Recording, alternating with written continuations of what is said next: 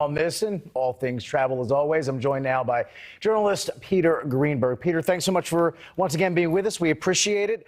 18-week delay seems insane, even in these COVID times. What are you hearing about just how bad the passport process is right now?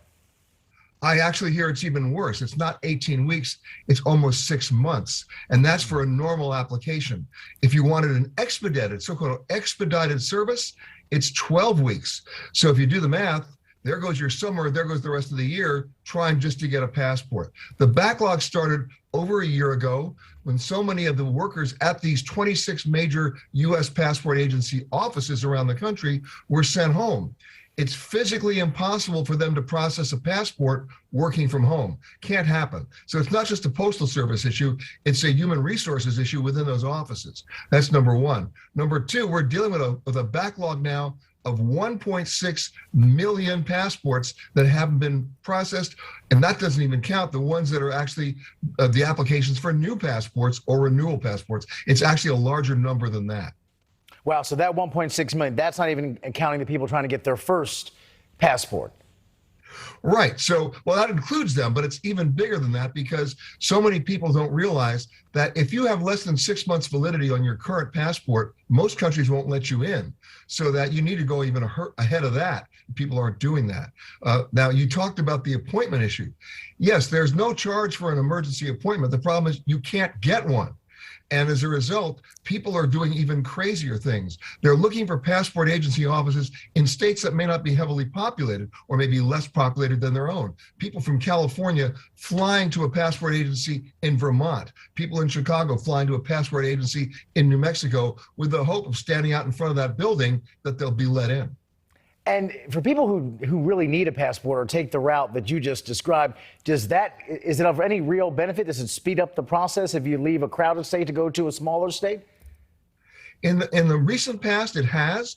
But remember, we're dealing with a huge backlog of people realizing at this point, we're in the middle of July. They know that countries are now opening to Americans who are vaccinated. They want to go, and they really can't get on that line. There is no line right now.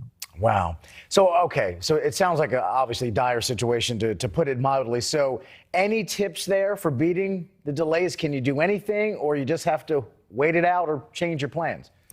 Well, you heard that they're bringing back some more employees to help with the backlog, but it's going to take at least 6 weeks to do that. Remember, they cannot physically process these passports when they're at home. They've got to be in the office. Until that's resolved, they can blame the post office for being slow, but they have to be able to process the passports first, and that's what needs to be changed.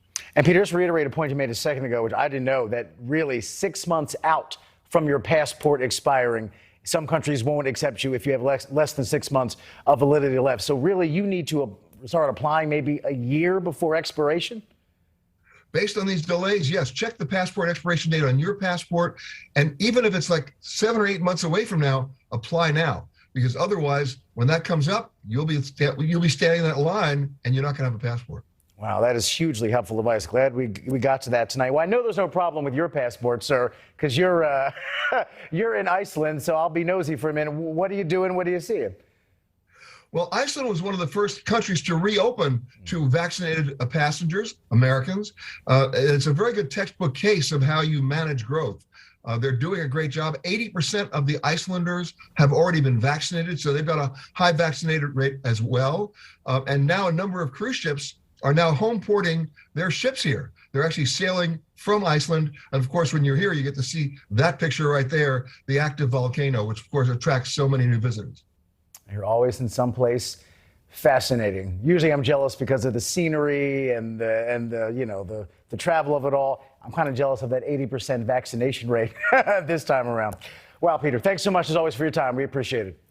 You got it, Rob.